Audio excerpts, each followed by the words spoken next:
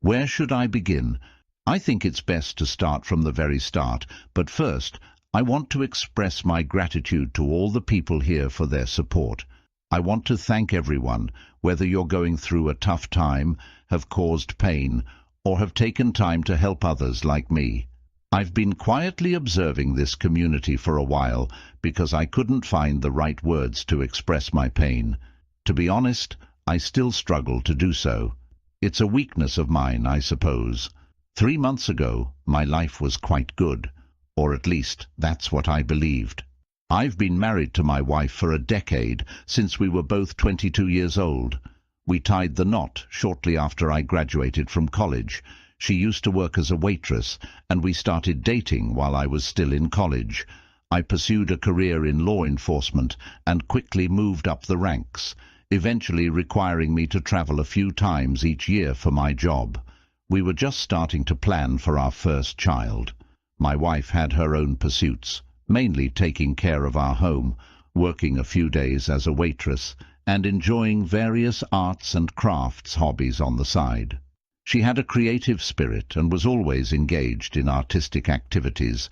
I was always supportive of her interests and didn't worry about whether she had a full-time, regular job. It felt like she was deeply in love with me, and I was certainly in love with her too.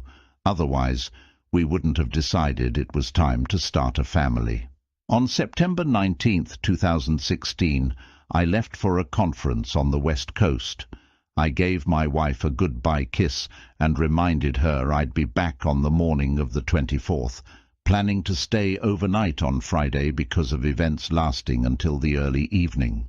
Then, on Wednesday the 21st, I learned that the main reason for my conference attendance, a couple of important talks by a respected expert in the field, got cancelled due to illness. I thought about calling my wife to let her know I'd be back early, but I changed my mind. I decided to surprise her with flowers and a gift instead. So, I flew back on Thursday the 22nd. I went to a jewelry store and the florist, and I called a restaurant she liked to make a reservation. Afterward, I headed home. When I arrived at our house, I noticed a familiar car parked on the street. It was the car of the young man who looked after our pool, so I didn't pay it much mind. I went in through the side door and stepped inside our home.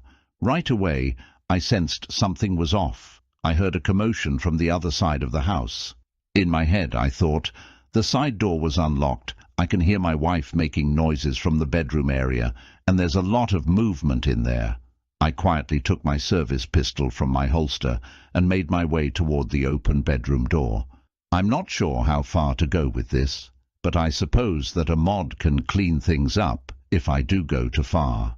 As I rounded into the bedroom through the door, I heard my wife shout, "F my ass, you effing bastard!"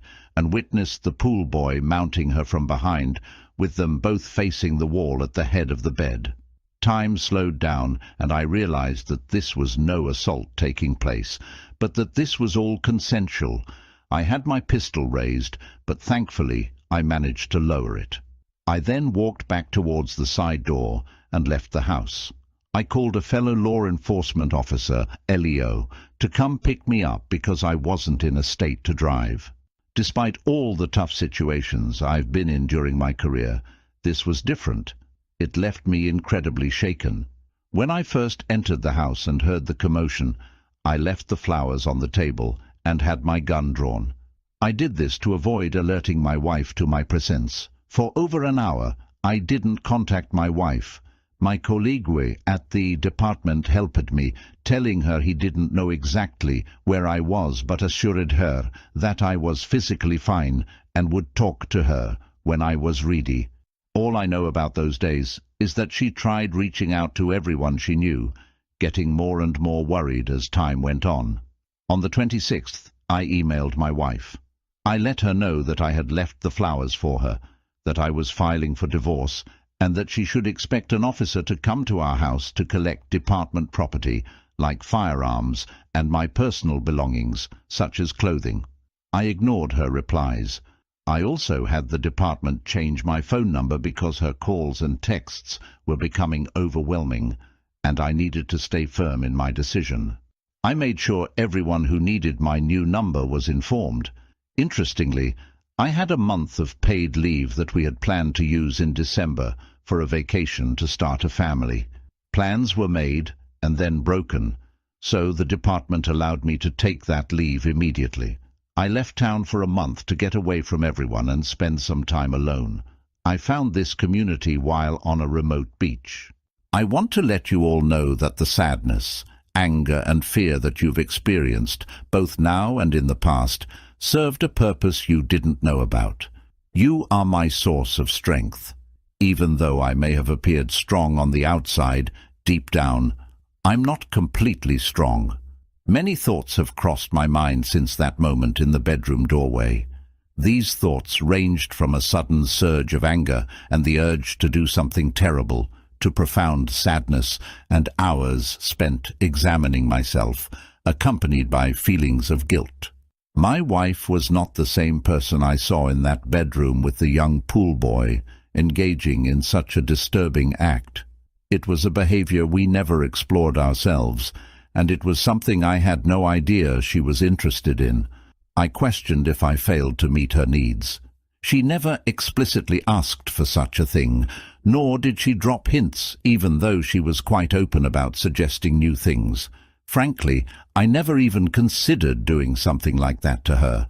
I don't know if I could. We had our share of fun activities, but this one didn't seem fun to me. I suppose I won't ever have to grapple with that hidden desire of hers. I haven't directly spoken to my wife during this entire time, except through that one email. A couple we both know, who are friends with us, keep in touch with both of us. My wife has a lot to say, but I have very little to share. I've initiated the divorce process, but I'm holding off on serving the papers until I've thought through every detail. By that, I don't mean I'm considering reconciling, but I want to be prepared for any possible consequences. I dislike surprises and try to minimize any unintended effects. Plans are in motion to handle the distribution of our property through the mutual friends I mentioned earlier, and that's the only topic I'm willing to discuss. She can keep the house since she chose it, and I have no intention of setting foot in it again. I can't erase that image from my mind. The main reason I reached out here is because, even though you don't know me personally, you've been like distant friends, and I'm sure many others like me have leaned on all of you for support, even though you may not be aware of it. Bless all of you. I want to express my gratitude to everyone for your advice and support. As for my wayward spouse, I can't say for sure if she's truly sorry. I've had no direct contact with her, except through intermediaries, so I can't judge her remorse. As I've learned here, there's a significant difference between genuine remorse for one's actions and remorse for getting caught. I did receive some text messages, emails and voicemails from my WS, and mutual friends and acquaintances reached out on her behalf. To be honest, I didn't bother to read or listen to them. Actually, witnessing her in the act affected me in a different way than if I hadn't seen it. There's nothing abstract about it. There's nothing left to the imagination. Moreover, it felt like I had stumbled upon two wild animals, which made me extremely defensive. I don't really want to hear her voice. I don't want to know her side of the story, at least not right now. I assume it would be a bunch of excuses, and even if there was remorse, could I ever get past what's burned into my memory? Every time I felt the urge to react emotionally, to call her back or respond to a text, I reminded myself that those who get into the most trouble are the ones who don't exercise their right to remain silent. So, when I wanted to react emotionally, I chose to keep quiet instead. I'm fine with taking my time with everything. I'm not trying to postpone the inevitable, though. I am definitely careful about not getting caught up in unproductive thoughts. I must admit, I've had some extensive moments of self-reflection and replaying past events. However, I haven't fallen into the trap of constantly wondering, what did I do to make this happen? Well, at least not more than a couple of times early on. I can't claim to have been a perfect husband, but I believe I put in effort not to take my WS for granted. Here's something I've recently realized. I sometimes feel like not talking to my WS is a way of punishing her. Is that a healthy approach? It's one of my major concerns. I really don't want to be manipulative. I believe people should act as they truly feel, and not try to manipulate others by being insincere. I'm in touch with the department counselor a couple of times a week. It's actually required when we're involved in certain events, for obvious reasons. We have a great team. They've mentioned that there will come a time when I'll want answers to questions for the sake of finding closure, and they're guiding me in that direction. Currently, most of my comfort comes from my colleagues at the department and the invaluable knowledge and support I've found here. I sometimes feel like it was unfair to all of you that I waited so long to post. It might give the impression that I'm stronger than I truly am, but that's not the case. Regarding my pension, thank you for the advice. I've already been in touch with the right people to ensure my protection. Right now, I'm feeling quite cautious. In response to a reader's comment, I couldn't help but chuckle when I read this. When I take a step back and view my situation objectively, my marriage suddenly resembles the plot of an adult movie. The Pool Boy. Seriously, I completely understand why so many people here felt blindsided.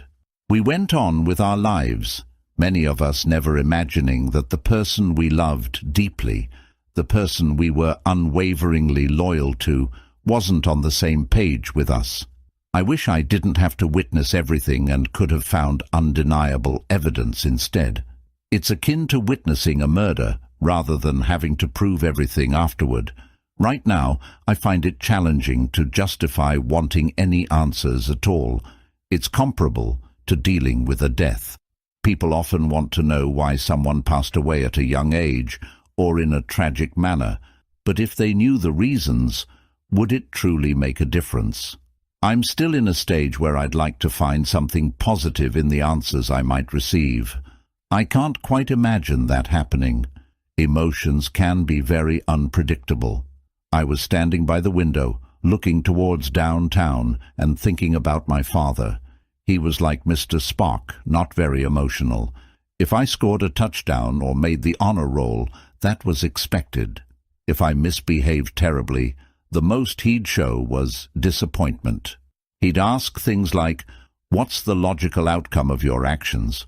What are the unintended consequences? What purpose would getting angry serve?" He was the child of an alcoholic, and many of them tend to develop similar characteristics. They build up layers of emotional defenses against the world. I feel like he did. A reader shares their own experience. Hey, original poster. Each case is unique, but we share a lot in common. I also worked in law enforcement and walked in on them having sex.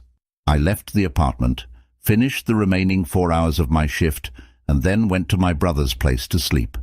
Despite staying extremely composed and focused from the moment I realized what I was about to witness, I must admit that I sat in my car for a few minutes with my gun in hand, wondering about things I shouldn't have. Thankfully, I dismissed those thoughts. Back then, almost 30 years ago, the idea of department counselors and PTSD was unheard of. I was fortunate to have my colleagues support me, and I had an experienced senior lieutenant who took me aside the following Monday. He told me he was putting me on desk duty for a couple of weeks and asked for my service pistol. I got it back a week later and was back in the field. For me, work became therapeutic. I could zone out and focus on my tasks, and during those 8-12 hours, I wouldn't think about her. I also made the decision that this marked the end of the relationship.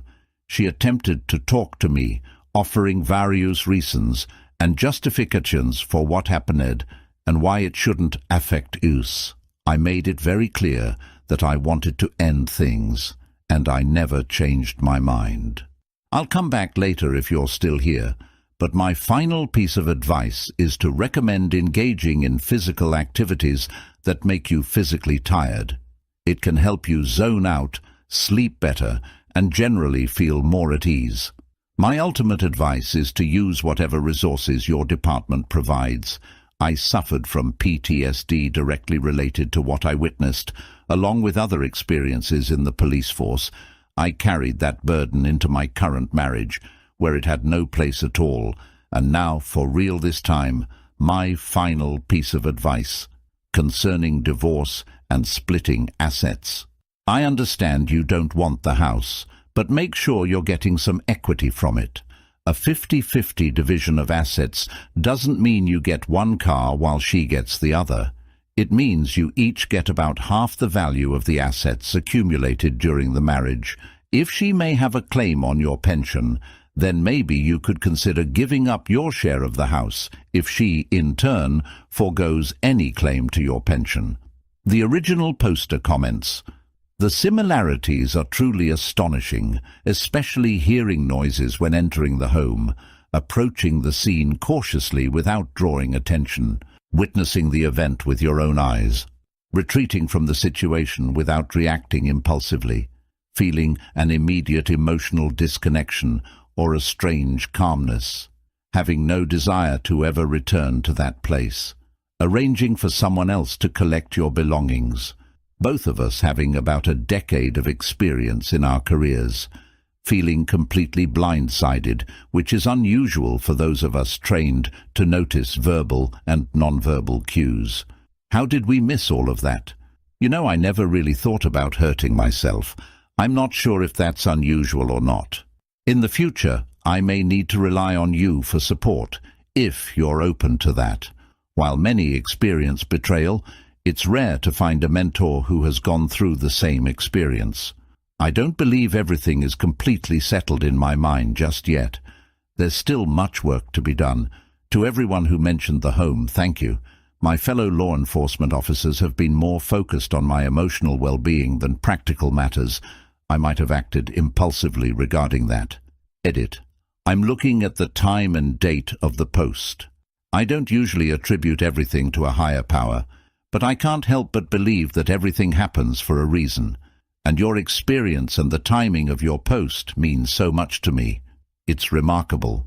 Reader comment. Is it? Or is it your way of maintaining your sanity and self-worth? The original poster responds, I'm not concerned about my sanity, at least not at this point. But when it comes to self-worth, yes, I've been fixated on the seemingly insignificant fact that she chose the pool boy of all people. I can't wrap my head around that. People are telling me that the who doesn't really matter, but the young man who cleaned our pool. Really? There might have been others, I guess. I'm not ready to explore that yet. My wife took excellent care of herself. She didn't work out like a bodybuilder, but she exercised daily. She always wanted to make sure she didn't go too far, as she put it, and wanted to have a little, very little, fat on herself. She said that having more than what she did would make her feel less feminine. From the moment she woke up in the morning, she dressed well, even adding a touch of perfume to complete her appearance. I used to joke that the Queen of England could show up at the door unexpectedly at 8 a.m., and she'd be ready to entertain. I used the term pool boy in a somewhat mocking way. I would have never referred to him like that to anyone before. However, he was the complete opposite of my wife, often untidy and sweaty, and sometimes he showed up smelling like the bar he visited the night before. Yes, my thoughts have ventured to a place where I wondered why she chose someone like him. I always end up with the thought that only she knows why. Maybe that's a question I'll ask if I decide to ask any questions at all. To those who have said that I seem composed or have it all together, thank you. Unfortunately, I don't. That's why I'm here. Being my father's son, I learned to suppress my emotions and keep things buried deep inside, so deep that he didn't even understand himself very well. That, coupled with the fact that I waited so long to post here, might give people the wrong impression about who I am. Like I mentioned earlier, if I were in a good place, I wouldn't be here. I'm grateful to everyone for their support.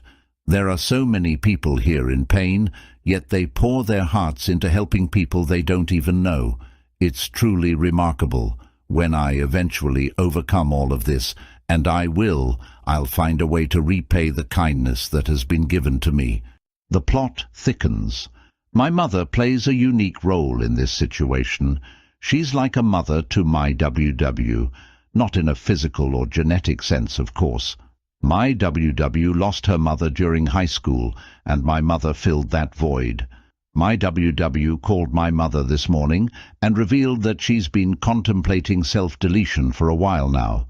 My mother talked to her to ensure that my WW wasn't immediately threatening self-deletion, and as soon as they hung up, my mother contacted the sheriff's department. I don't work for the sheriff, by the way. They sent a deputy to the house who picked her up and took her to a local hospital for an evaluation. That's where my WW is now. My mother then called me to update me on the situation. Acting out and threatening self-deletion is often a manipulative tactic, but it must be taken seriously. I know where my WW is, and I trust the professionals who are evaluating her because I've worked with them many times in the past. However, I'm unsure about how to respond. Initially, I felt the urge to rush over there, with my eyes on her, and see her for myself, even though I've been avoiding direct contact with her. Currently, I'm holding my ground and waiting for the results of the evaluation. She's in capable hands, and I'll be informed of her condition after the assessment. I'm certainly as hurt as anyone who has been betrayed by someone they had complete trust in. I don't want her to die because of this. It's frustrating when people use the "I'll kill myself" card, because most of the time it's a bluff. However, calling that bluff can have serious consequences. Has anyone experienced a situation like this before? I've always been on the outside looking in during such incidents, as it was my job. This time, I'm dealing with it voluntarily, I suppose. A reader responds, "I've been reading your posts and following your story, but I haven't had much to contribute until now. You and your mother handled the situation exactly how it should have been handled. You should continue to hold the line. If you go and see her now, it will only reinforce that if she threatens to hurt herself or actually does, it will bring you to her. I learned this the hard way. Unfortunately, I have too much experience with self-deletion. My brother deleted himself. I had thoughts of deleting myself from my early teens through my early 20s. My mother attempted to delete herself twice. My stepmother has used threats of self-deletion as a manipulation tactic several times. My mother comes from a family with a history of mental illness, personality disorders, self-deletion, and, of course, affairs. I've been in individual counseling for 3 years, and dealing with situations involving threats of self-deletion has been a topic I've worked on. Due to my past experiences, I'm easily vulnerable and manipulated by self-deletion threats. The plan I have in place going forward is to remove myself from the situation and call 911. Let the professionals evaluate the situation. You and your mother did exactly that. Of course, you're concerned for her. How could you not be? You're not a robot. However, she needs to understand that such actions will only push people away, not bring them closer. It's best to maintain no contact for now. Perhaps someday, when the timing is right for you, you can initiate contact with her. But now is definitely not the right time. The original poster responds, "I'm sorry to hear about the challenges you've faced in your life. I appreciate you sharing your experiences with me and everyone here. I'll be cautious in how I handle this new development. At this point, there's not enough information for me to react." A reader comments, "It's probably best to maintain no contact, but I'd be tempted to tell her, why are you contemplating self-deletion? You already have a boyfriend that you apparently like a lot. I mean, really, what did she expect? What kind of person does this and then expects their spouse to want to be with them? Yeah, she didn't expect to get caught. So what? She still made these decisions. I understand why you don't want to listen to her. She might either say she made a mistake or find a way to blame you, like you were distant, blah blah, or the latest excuse of the day, he was so persistent. Why would you want to hear any of it? But then again, she was your wife for a number of years. How could you not eventually want to see her and hear what she has to say for herself? I mean, is she still in contact with the pool boy? I really have no advice for you. I think you're doing the right thing. The original poster shares. I have no idea if she's been in contact with the OP. I assume she might have, but it doesn't mean much to me right now because I don't intend to get back together with her. In fact, now that you've mentioned it, I've deliberately blocked the "I wonder what she's doing" train of thought until now. Yeah, I don't think I want to go there. It's an unpleasant thought. Mutual contacts know not to share her drama with me, and those who persisted eventually got the message stop. My mother felt that this incident went beyond drama and called me after she handled the situation herself. Hello, everyone. I've read all of the posts and I'd like to address them all, but it's very hectic around here. Most of it may not matter all that much anyway. My wife was held over the weekend for testing and observation. I spoke with her early this morning for around 30 minutes with my mother and a psychiatrist present. Her physician came and went, but the psychiatrist and my mother stayed for the 30-minute session. The OM that I witnessed her with was not the only one. She remembers 2 others in the last 6 months. Remembers. Along the lines of her infidelity. That's about as far as we got in such a short amount of time. It appears that my wife may have 1 or more medical issues affecting her behavior. I spent 30 minutes with her, but over an hour with her physician and psychiatrist. They asked me numerous questions about her habits and behaviors. During the session, some odd behaviors she displayed in recent times came up while I was being questioned. At the time, these behaviors didn't have a significant impact on me, but my responses seemed to provide the doctors with valuable insights. They also explained that my wife might not always be in complete control of her behavior, and we will learn more about the situation in the next week or so. They emphasized that they were speaking in general terms because they were not entirely sure about the nature of the issue. They have scheduled a series of tests for early tomorrow morning to follow up on the ones conducted over the weekend. These tests include an MRI of her brain, as the neurological examination they performed after the initial interview raised more questions. They also discovered a dark spot in her brain when they injected dye during an angiogram, and dark spots can sometimes indicate tumors. After my meeting with the doctors, my mother and I had a discussion. She mentioned that I have a responsibility to support my wife if her actions are indeed a result of medical problems. I'm uncertain about how to feel, but I won't abandon her if she's ill. Have you ever been in a situation where you have so many emotions that you can't separate them individually? That's where I am right now. What a complicated situation. I'll make an effort to respond to everyone soon. I appreciate your support. I haven't had enough time with the doctors to discuss my numerous questions, and they haven't had sufficient time to reach any conclusive diagnosis, if there's even something to diagnose. I expect that things may become clearer in the next week or so. In response to a reader's comment, no. There is almost no medical condition that so overwhelmingly impairs a person's ability to choose to engage in a sexual affair that they cannot control it. If she truly had one of those psychological conditions that prevent personal choice, it would profoundly impact every aspect of her life, and she would be the subject of medical studies and papers due to the extremely rare nature of such conditions. You work in law enforcement, and you know how rarely the insanity defense actually succeeds, right? The answer is almost never. If she was capable of planning these encounters around your schedule when she thought she could get away with it, then she had the presence of mind to know she shouldn't have been doing it. Do not let her off the hook using an insanity defense with you. It's a disregard for your intelligence and a disservice to the very few individuals who truly suffer from severe mental illness. If she could plan, hide, and lie about it, she had the capacity to choose.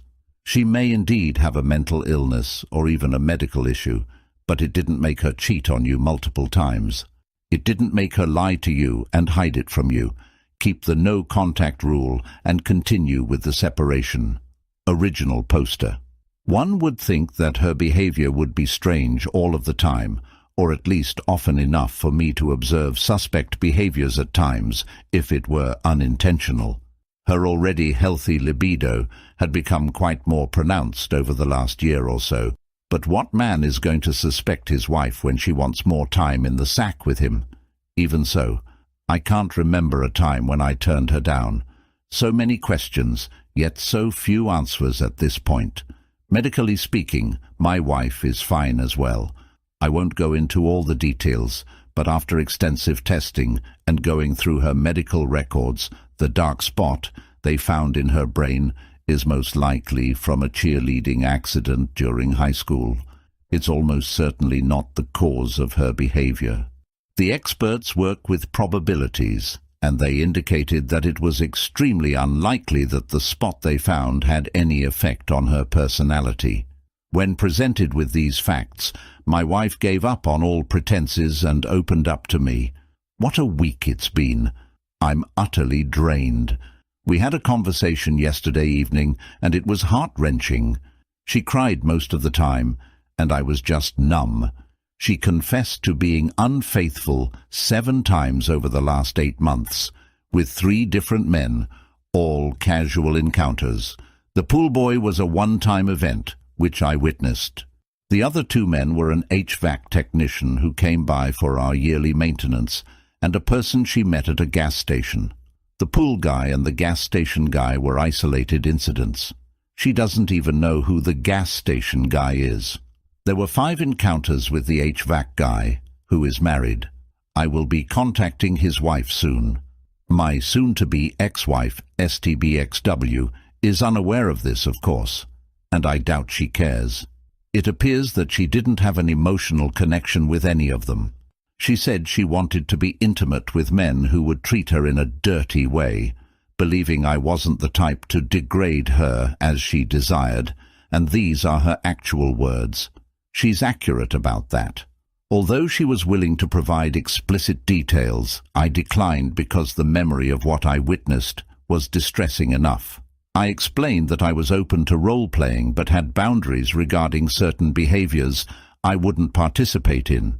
She correctly assumed that I wouldn't fulfill her desires in those ways. It's important to note that I don't judge those who engage in unconventional acts in their marriages. I believe some marriages thrive on unconventional activities. However, she never communicated her desires to me. I think she genuinely feels remorseful, but I've come to realize she's not the right match for me anymore.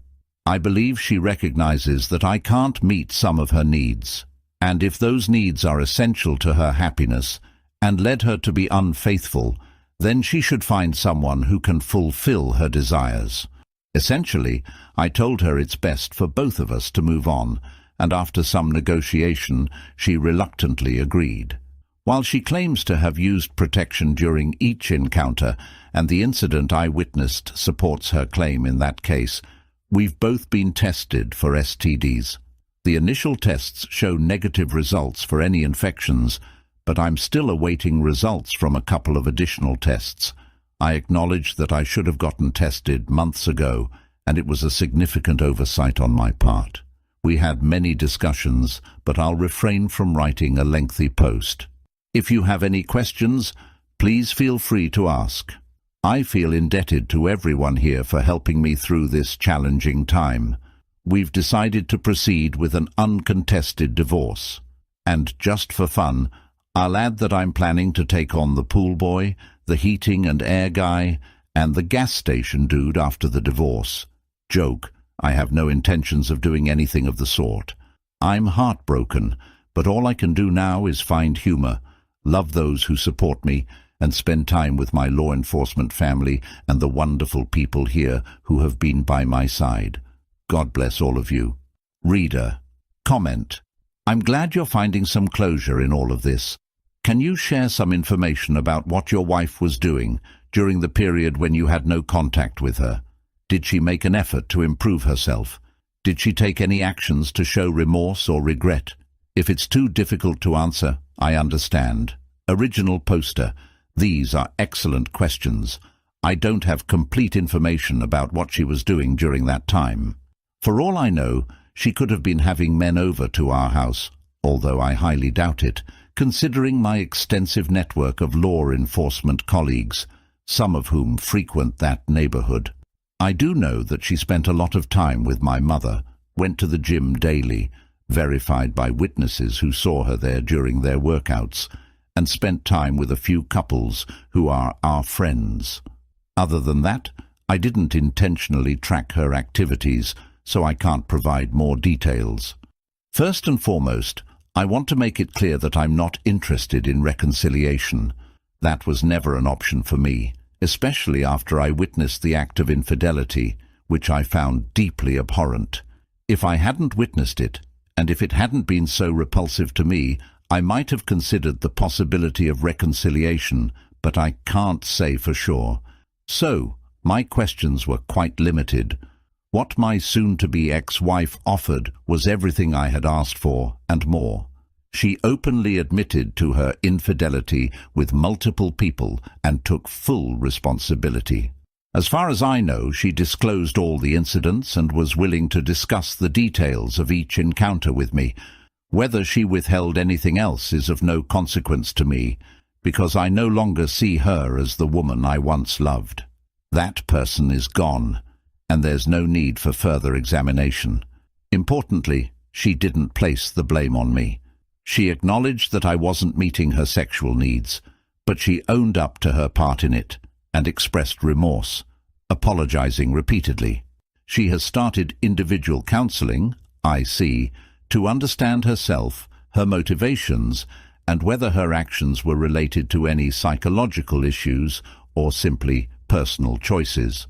I understand that many people might suggest various measures like a verification after cheating, VAC, polygraph tests, no contact demands, and so on. However, those measures don't apply here because I've already moved on emotionally. I didn't need to verify her current actions or whereabouts. I mainly wanted to have a candid conversation with her, hoping to part ways amicably. I don't want to have any more association with this new person than necessary because she reminds me of the old person, and that just makes me miserable. It's like I was married to a woman. She's gone, and now I have to deal with her troubled twin regularly. That's how I see it. I don't wish for her to be unhappy, but I also don't want to be unhappy while trying to fix something that's irreparably broken. The vivid image of what I witnessed keeps flashing in my mind every time I imagine us being together again, attempting to mend things. I don't feel the urge to dig deeper into anything. It's over. What I'm doing isn't coming from a cold or calculated place. It's not born out of strength or an iron will. It's driven by a sense of revulsion and disgust. I want to ensure that she's safe and in the best possible health under the circumstances. I have people in place to take care of that without me having direct involvement. Beyond that, I'm moving forward. I was advised not to post on message boards or social media until a few things were settled. Those matters have been sorted out, and now I'm in the waiting period for the legal process. In light of this, my soon-to-be ex-wife and I are officially separated. We need to wait 1 year before the divorce becomes final. There's absolutely no chance of reconciliation. I need to be true to myself, and I recognize that I can forgive her for her actions, but I can never forget.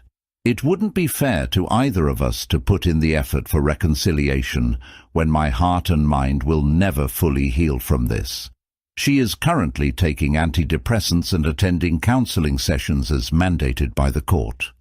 Furthermore, I've rented her an apartment that's about 35 miles away from our once happy home. I've kept the house for myself, and this distance is intentional as I want to avoid running into her in our town. I'm also providing her with financial support until she can secure a better job. There's a predetermined time limit on these allowances and rental payments, and once the divorce is finalized, The court's decree will take precedence, regardless of any ongoing support.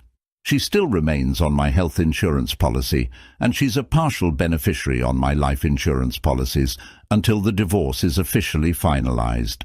I sometimes vacillate between being irritated that I'm supporting her after her actions and feeling a sense of misplaced honor, where I believe it's my duty to help her get back on her feet.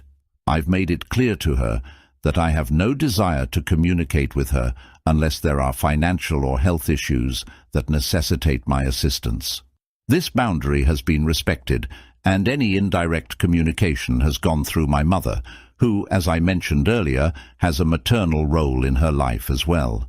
I don't feel it's right to dictate the terms of their relationship.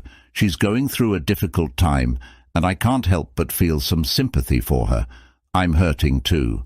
She caused the hurt, and just because you love someone doesn't mean they're exempt from the consequences of such a betrayal. Ending a relationship doesn't erase the love. It's a tragic situation, but life continues. I'm not entirely sure what to add, but I want to emphasize that I'm here to respond to any questions.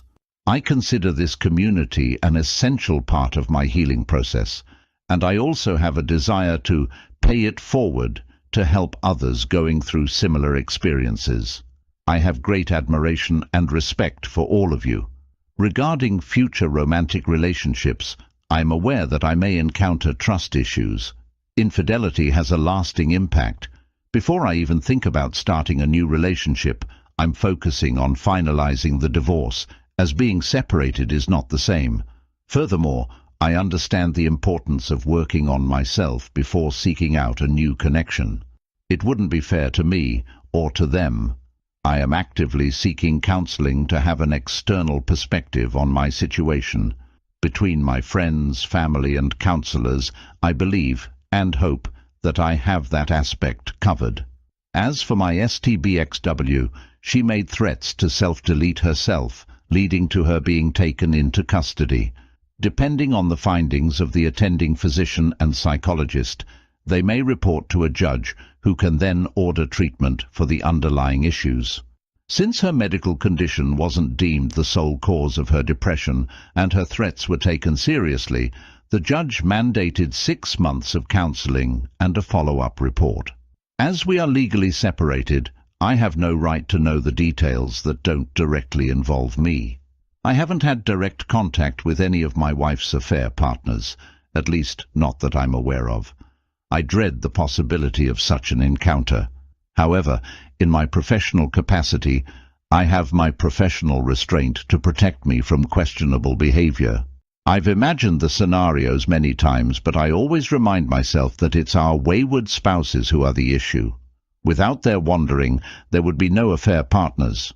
We each have our ways of handling the situation, but I believe we share similar feelings deep down. It's how we choose to express those feelings that varies. Hang in there. I don't know what I would have done without everyone here. Even in the future, I'm sure we'll work through our pain together, and after some time, we'll be paying it forward to